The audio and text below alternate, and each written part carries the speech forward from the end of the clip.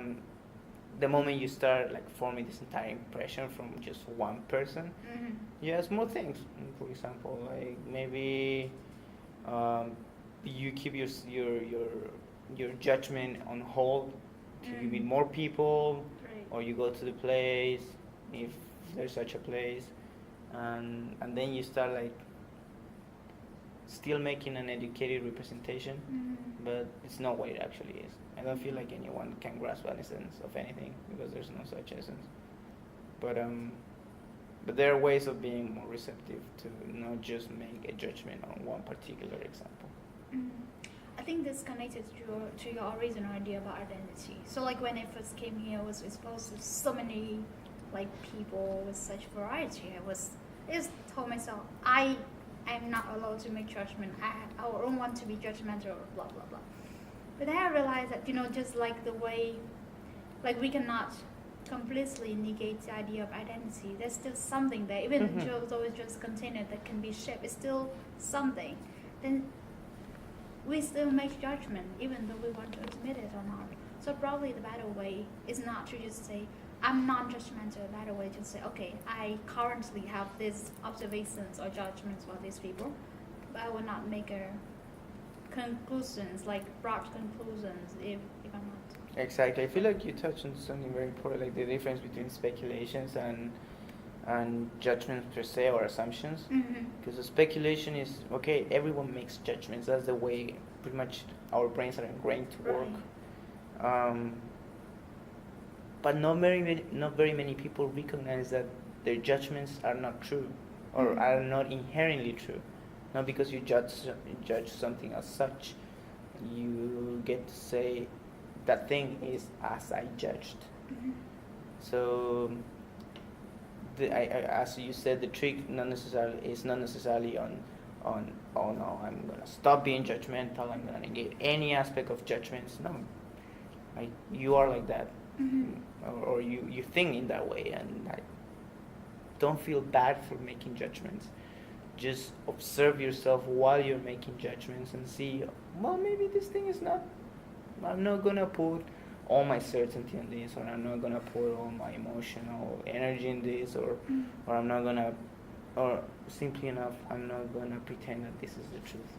Yeah, and I think like came back to the dichotomy between liberals and conservacy. I think the problem of many political turmoil that we observe today is that liberals somehow consider themselves open, um, yeah, liberal tolerant and basically non-judgmental.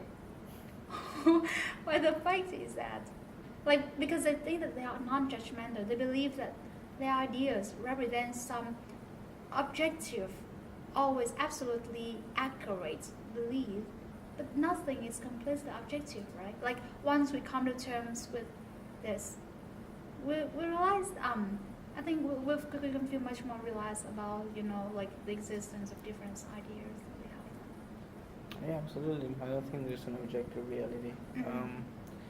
One of the things I don't think that this is a very popular idea, but like when Trump won, uh, people like I've heard some Democrats like say, like, how can we have lost? Like Trump is this evil, and like this demon.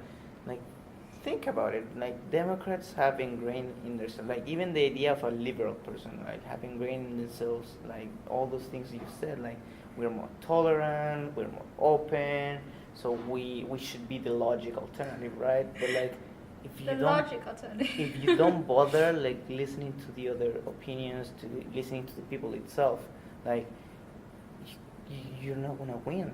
Like if you represent like this empty, meaningless idea of liberalism, of being a Democrat, and you're incapable of acting on the principles you're even like claiming you have, what do you expect? Like, do you really think you're gonna win? Do you really think that people are gonna like give you another shot? That's not even taking into consideration all the crappy situation with like the U.S. political system. But yeah, I think people should stop thinking in such high terms of themselves. and like recognize that we're all fucked up. We're all gonna probably gonna make mistakes, most certainly. Let's deal with that. What do you think are, what do you think are relation between, like so far we have been talking a lot about identity and culture in general, like in a very individual term. Mm-hmm. How about politics? What's the difference between politics and like those individual identity? Do you think politics necessarily represents something essential to our sense of being? Essential to my sense of being. Like, Well, I feel like any act is political in itself. everything. Yeah. The, so we live in this public sphere, right? The things that we do, like the division between private and public spheres have been pretty kind of clearly established in society, and the currency in the public sphere is kind of like objectivity, and like emotionality is left aside, and so many other things are left aside because we need a common currency, and with that public sphere, I feel like there's the need of Yeah, because like, so many- sorry, I didn't think I make that question clear enough. So, like, because you said before that political rhetoric always tries to ingrain in our minds this silly dichotomy between, developed, underdeveloped, conservative, liberal, like all those dichotomy that blur our conceptual minds. Then why do we ever bother to pay attention to those things anymore? Can we live in a world without politics? I don't think it's possible. It's not possible. In my opinion, at least, I don't have an answer, like a definitive answer.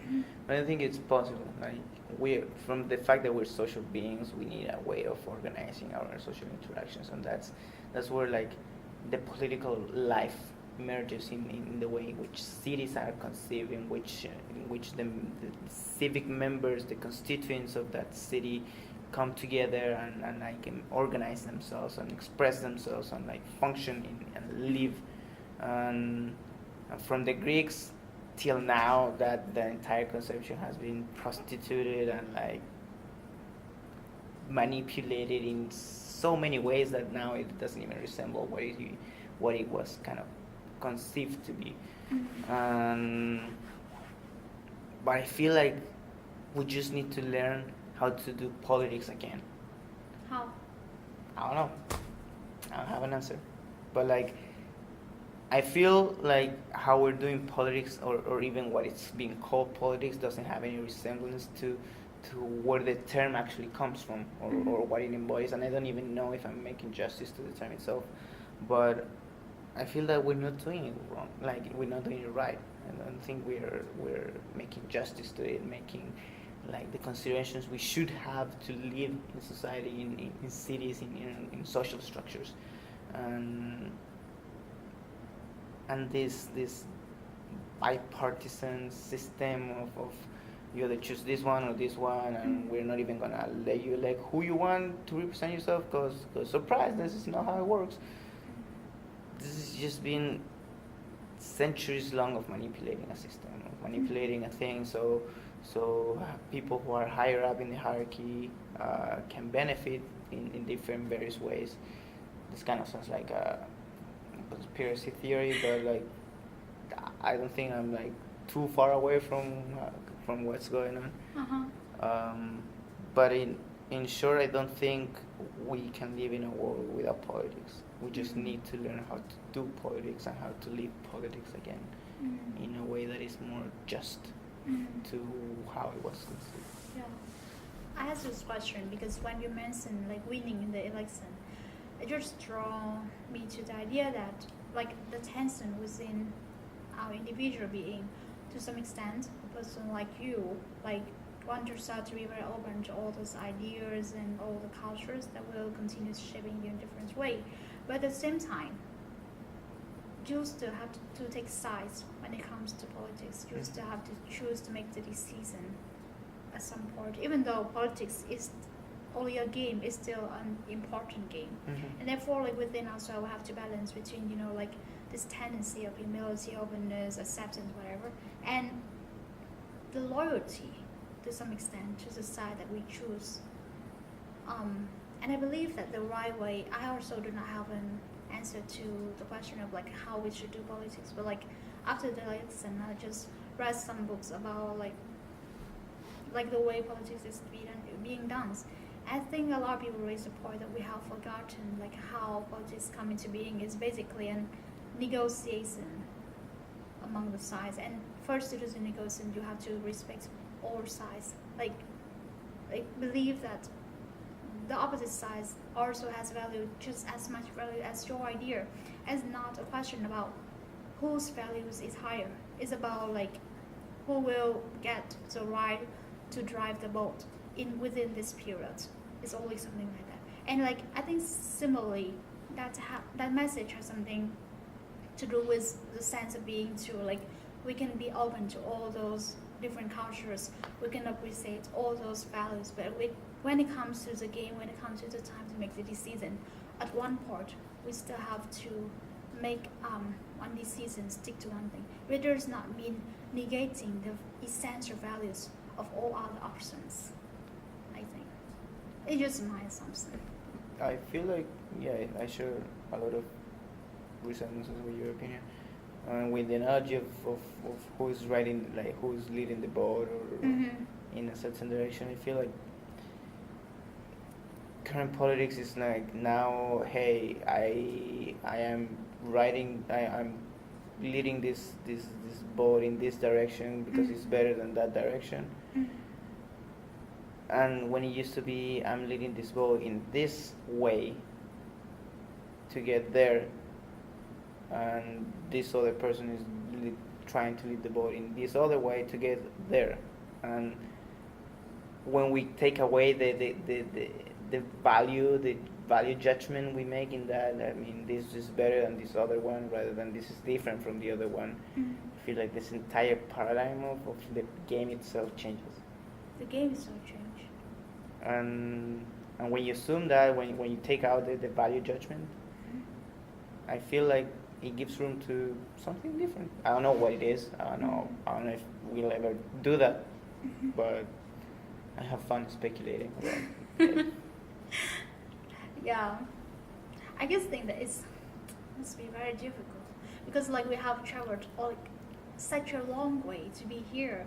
Like stage 1 of realization, stage 2 of realization, to like learn to suspend our judgments. Then how about so many people who do not have the same experience as we do? And thinking in that way is already self-righteous, so I do not have the clear answer about this. But this conversation really clears my mind in many aspects, really. And also, like, I would like to maybe challenge like the idea itself of stages. Stages? Because like it implies like discrete units, and it implies like this linear perception of time. And Philosophy again.